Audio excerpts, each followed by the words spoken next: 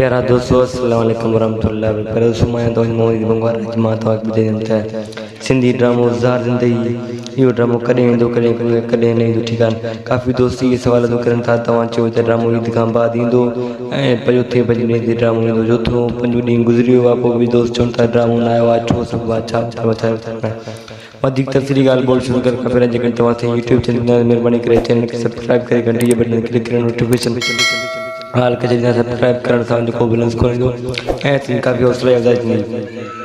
जीअं त पहिरियों दोस्तों सिंधी ड्रामो जेको आहे ज़ार ज़िंदगी जे बारे में इहो ड्रामो जेको आहे तमामु जल्दी ईंदो। इहो ड्रामो हलंदो। बाक़ी दर्दनि जो देश ड्रामो आहे उनजी बाबति जेको आहे दर्दनि जो देश ड्रामो जेको आहे त हुनजा कुझु किस्तूं जेका हुया त डिलीट थी विया उन सबब जे करे दर्दनि जो देश ड्रामो आहे उहो ईअं रहिजी वियो आहे, उहो न अची सघियो आहे। पर जेको ज़ार ज़िंदगी ड्रामो आहे हुनजो जेको आहे हिन वक़्तु शूटिंग हले थो ऐं इहो ड्रामो ईंदो। ठीकु आहे, तमामु जल्द ईंदो।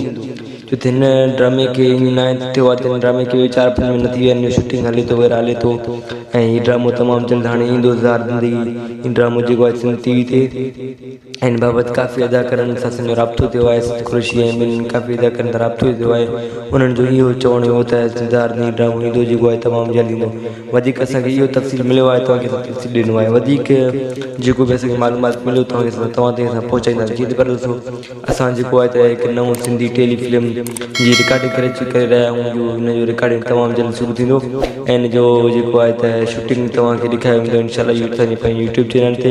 ऐं असांजा पंजाबी ड्रामा जेका आहिनि त पहिरीं मां पाण डायरेक्ट में जेको आहे ड्रामो भरियो आहे ज़ालिम दुनिया जो, जंहिंजा किस्तूं हिन यूट्यूब में अपलोड थियल आहिनि उहे तव्हां ॾिसो। जेकर तव्हांखे वीडियो उहो ड्रामो तव्हांखे पसंदि अचे त वीडियो खे लाइक बि कंदा ऐं हिन वक़्तु जेको आहे नओं सिंधी टेलीफिल्म जेको आहे त असांजो पाण जंहिंमें डायरेक्टर मां आहियां उहो सिंधी टेलीफिल्म तमामु जल्द ईंदो असांजे हिन चैनल ते। ठीकु आहे दोस्त।